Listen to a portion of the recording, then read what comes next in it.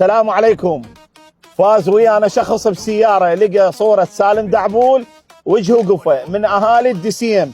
هذا المقطع نزله البارحة ودقينا الصورة باركود وطلع صحيح. هاي الصورة الحقيقية، صورة سالم دعبول. اللي يلقي قلت صورة سالم دعبول وجهه قفة يربح سيارة 25 ضمان 4 سنوات حتى الدهن على الشركة. اطبق يابا. ويوم الخميس بالثنتين الظهر احنا بالدسيم نسلمها للشخص.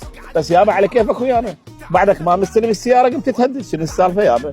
احنا صادقين، توصل لك السيارة توصل لك يوم الخميس احنا يمك. وها شنو الموضوع بعد سايقنا؟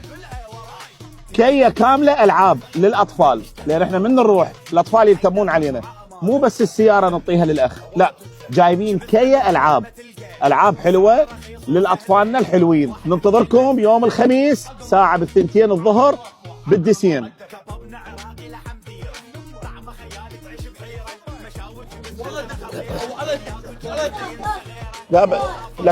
يا خلينا نفهم الناس،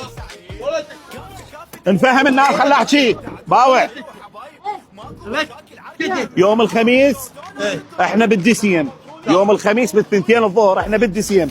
وشكو طفل هناك حنشوفه بالدسيم حنربحه ويانا بجائزه.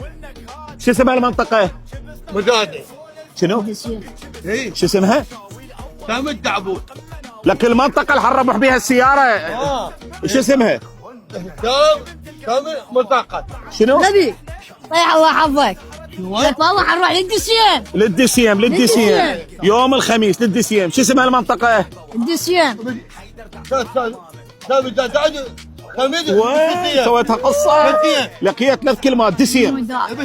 انت شيك انت مطيب شو مداني يابا خلينا ننزل السياره. انتظرونا بالدسيم يوم الخميس ساعه بيش بالثنتين. والف مبروك للفائز. وعندنا بعد سياره بعد 15 يوم همت حنربح واحد وموجوده بالشبس، اللي يلقي صوره سالم دعبول وجهه قفه يربح هاي السياره.